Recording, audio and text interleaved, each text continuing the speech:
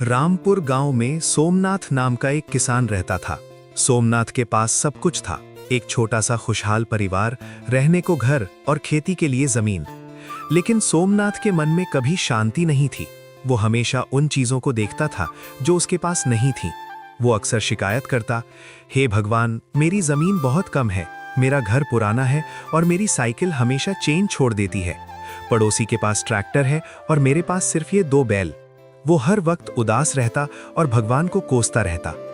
एक दिन गांव में एक पहुंचे हुए महात्मा जी आए। सोमनाथ उनके पास गया और अपनी व्यथा सुनाई। महाराज, मैं बहुत अभागा और गरीब हूं, मुझे सुखी होने का कोई रास्ता बताइए। महात्मा जी सोमनाथ के चेहरे की मायूसी देख समझ गए कि इसकी बीमारी शरीर में नहीं, सोच में है। उन्होंने कहा, बेटा, अगर तुम गरीब हो तो मैं तुम्हें अमीर बना सकता हूँ।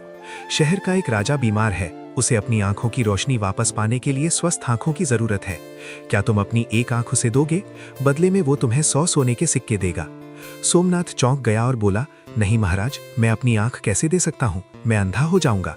महात्मा जी ने फिर कहा, ठीक है, आंख मत दो, राजा के हाथ कट गए हैं, क्या तुम अपने दोनों हाथ दोगे?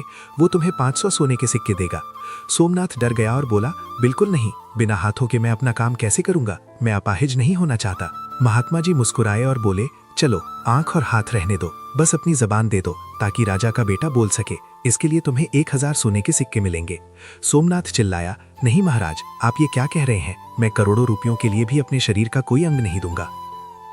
तब महात्मा जी ने शांति से सोमनाथ के कंधे पर हाथ रखा और कहा, मेरे बच्चे, ध्यान से सोचो। तुमने अभी अभी कहा कि तुम्हारी आंखें, तुम्हारे हाथ और तुम्हारी जबान करोड़ों रुपयों से भी ज्यादा कीमती हैं। भगवान ने तुम्हें अनमोल खजाना पहले ही दे दिया है और तुम चंद सिक्कों और सुख सुविधाओं के लिए खुद को गरीब कह रहे हो। जिस शरीर को तुम बेचने को तैयार नहीं हो, उसकी कद्र करना सीखो। सोमनाथ की आंखों से आंसू बहने लगे। उसे अपनी गलती का एहसास हो गया। वो घर लौटा, लेकिन वो एक बदला हुआ इंसान था। उसने एक नया नियम बनाया, शुक्राना। सुबह उठते ही वो भगवान को शुक्रिया कहता कि वो एक और खूबसूरत सुबह देख पा रहा है। खेत में वो अपनी सूखी जमीन को नहीं कोसता, बल्कि उन 2 बैलों को प्यार करता जो उसकी मेहनत में साथ देते थे। घर पर वो पुराने घर की कमियां नहीं देखता, बल्कि उस छत को धन्यवाद देता जो उसे धूप और बारिश से बचाती थी। अजीब बात यह हुई कि जैसे ही सोमनाथ ने शुक्र करना शुरू किया, उसका मन शांत रहने लगा और उसकी मेहनत बढ़ गई, जिससे उसके खेत में पहले से कहीं ज्यादा पैदावार होने लगी।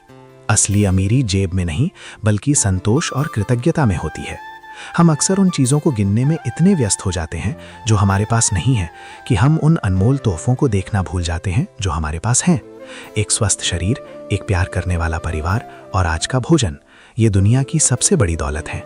जिस दिन आप शिकायत करना छोड़कर शुक्रिया करना शुरू कर देंगे, उसी दिन से आपकी गरीबी समाप्त हो जाएगी और जीवन सुखमय हो जाएगा। ऐसी ही प्रेरणादायक कहानियां हर दिन सुनने के लिए वीडियो को लाइक, चैनल को सब्सक्राइब और बेल आइकन दबाना ना भूलें।